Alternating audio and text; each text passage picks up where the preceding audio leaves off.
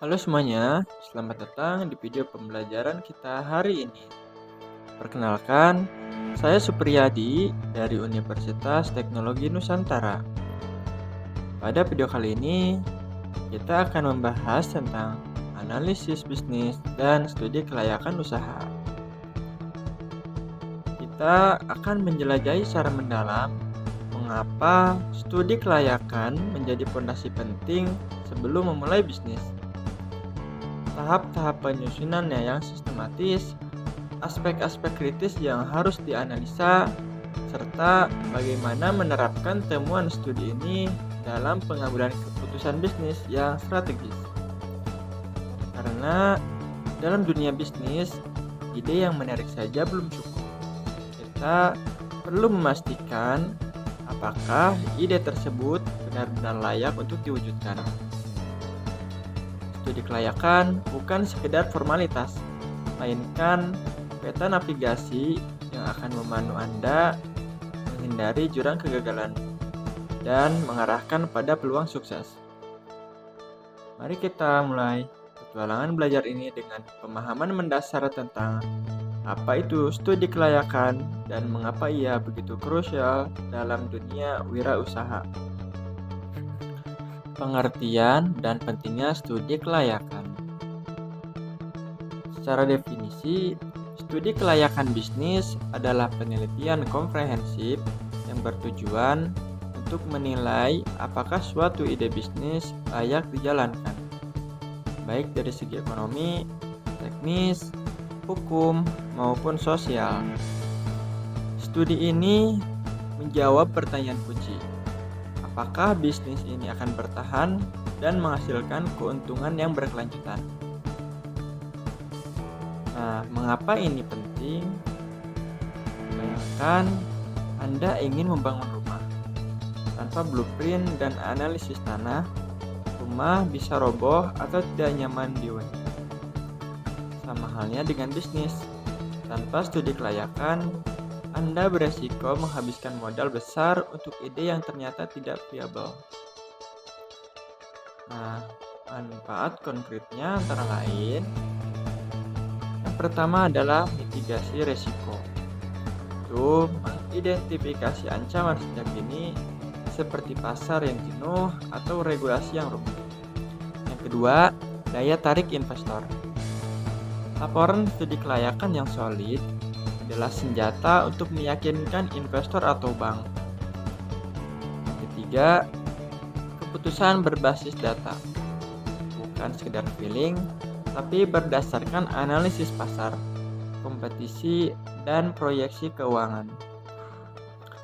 Lalu yang keempat, memastikan bisnis Anda tidak hanya profitable, tapi juga memberi nilai positif bagi masyarakat.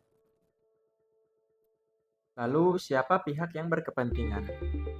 Studi kelayakan bukan hanya untuk pemilik usaha. Ada 3 pihak utama yang berkepentingan. Yang pertama adalah pemilik usaha atau wirausaha.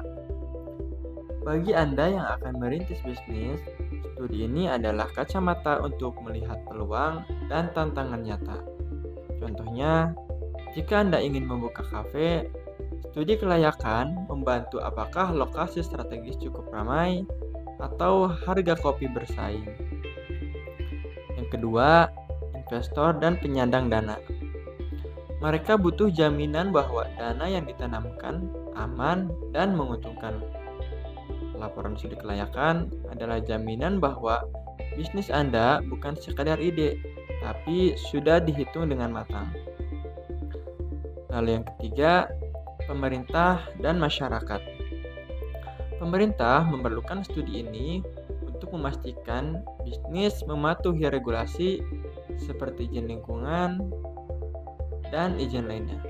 Sementara masyarakat ingin tahu apakah kehadiran bisnis Anda akan menciptakan lapangan kerja atau justru mengganggu ketertiban. Contohnya, sebelum membangun pabrik, PT X melakukan studi kelayakan untuk memastikan limbahnya tidak mencemari sungai.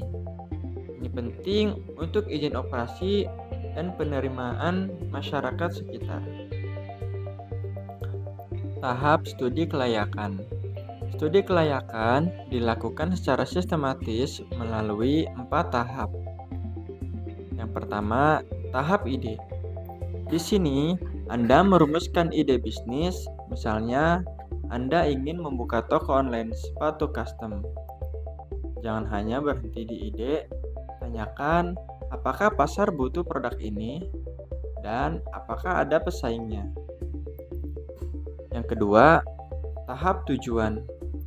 Tetapkan visi misi yang jelas, contohnya menjadi pemimpin pasar sepatu custom ramah lingkungan di Jawa Barat pada tahun 2025. Visi ini akan memandu analisis selanjutnya.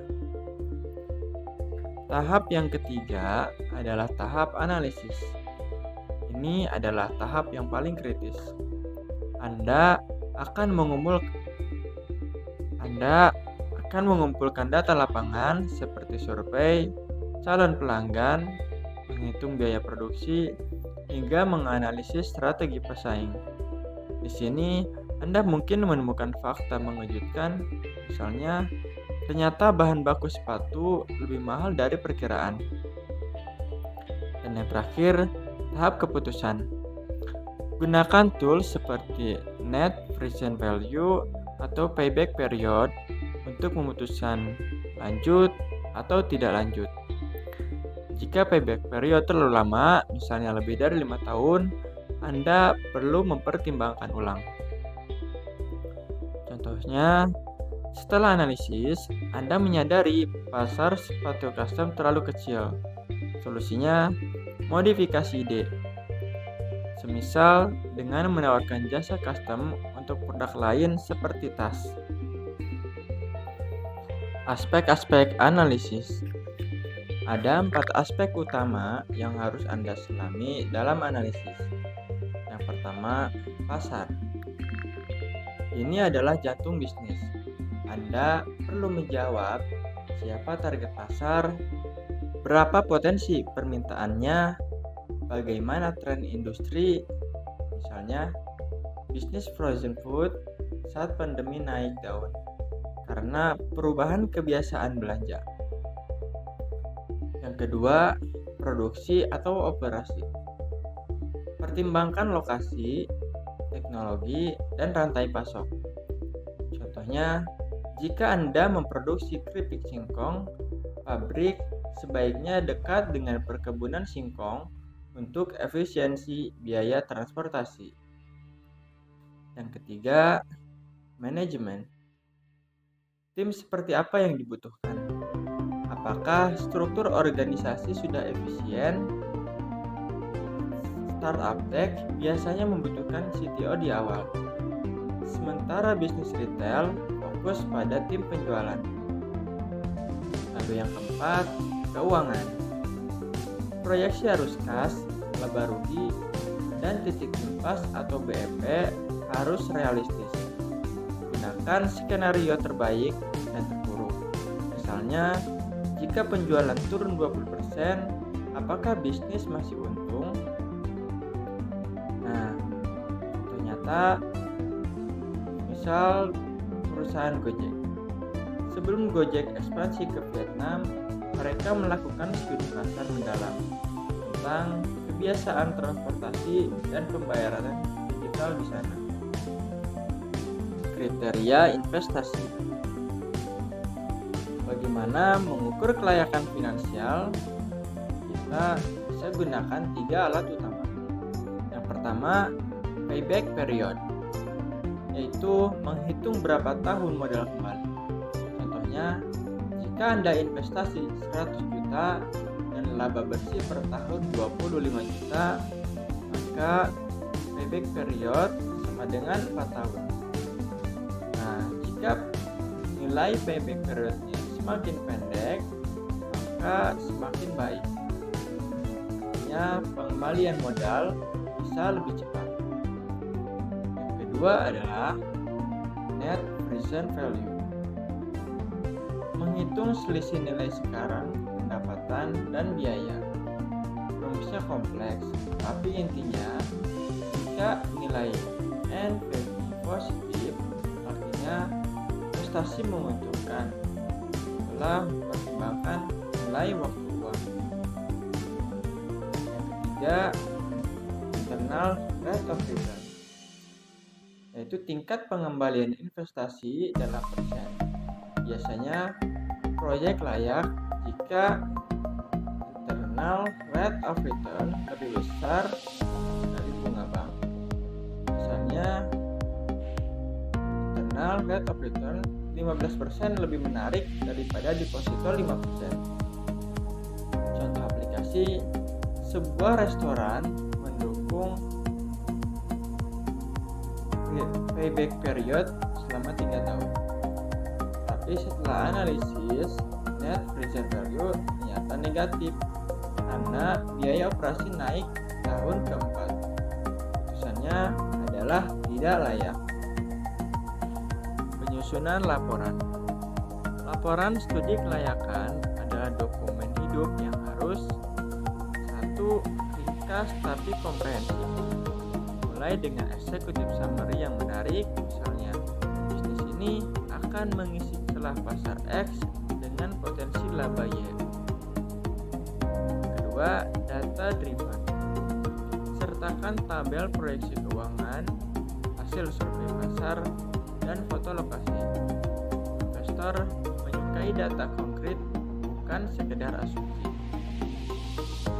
Yang ketiga, struktur yang jelas. Contoh untuk outline-nya adalah bab 1, latar belakang, yaitu berisi mengenai masalah dan solusi bisnis. Yang kedua, analisis pasar, yaitu berupa size, kompetitor, dan USP. Bab yang ketiga, rencana operasional, berisi supplier dan kapasitas produksi. Dan yang keempat adalah proyeksi keuangan. Bagaimana kita membuat proyeksi perusahaan dalam 5 tahun ke depan. Nah, tipsnya adalah gunakan visualisasi data, grafik pie untuk segmentasi pasar, atau foto mockup produk. Laporan menarik meningkatkan kepercayaan investor. Evaluasi bisnis baru. Sebelum eksekusi, tanyakan ini pada bisnis Anda. Yang pertama, produk. Apakah benar-benar dibutuhkan pasar? Dan apa keunggulan kompetitifnya? Yang kedua adalah tim. Apakah tim kita punya skill yang tepat? Contohnya adalah dalam bisnis kuliner.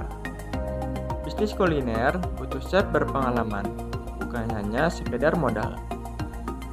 Lalu yang ketiga adalah skala. Kita bisa mulai dari yang kecil, lalu uji coba dahulu dengan modal terbatas. Misalnya, jual online sebelum buka toko fisik. Contoh inspiratif, Airbnb awalnya hanya menyewakan kasur udara di apartemen. Mereka menguji konsep, baru kemudian scale up setelah studi kelayakan menunjukkan potensi yang besar. Yang terakhir pada video pembahasan kita adalah kesimpulan dan penutup. Beberapa hal yang menyebabkan kegagalan dalam usaha sebenarnya dapat diantisipasi jauh sebelum keputusan investasi dilakukan. Dengan mengantisipasi rencana investasi secara mendalam, seorang investor akan mendapatkan gambaran hambatan apa saja yang mungkin timbul di kemudian hari, serta seberapa jauh hambatan tersebut dapat diatasi. Rencana bisnis yang disusun pada hakikatnya dapat membedakan gambaran seberapa jauh rencana investasi pada suatu proyek tertentu dapat dipertanggungjawabkan dari berbagai aspek. Studi kelayakan adalah investasi awal terpenting dalam bisnis. Ia mengubah ide menjadi rencana aksi berbasis data. Mulailah dengan riset kecil. Libatkan ahli jika perlu dan jangan takut untuk memodifikasi ide berdasarkan temuan studi. Ingat, bisnis yang sukses bukan hanya tentang passion, tetapi persiapan dan kematangan. Jadi, sudah siap menjalankan studi kelayakan untuk bisnis Anda? Sekian video pembahasan kita kali ini. Semoga bermanfaat.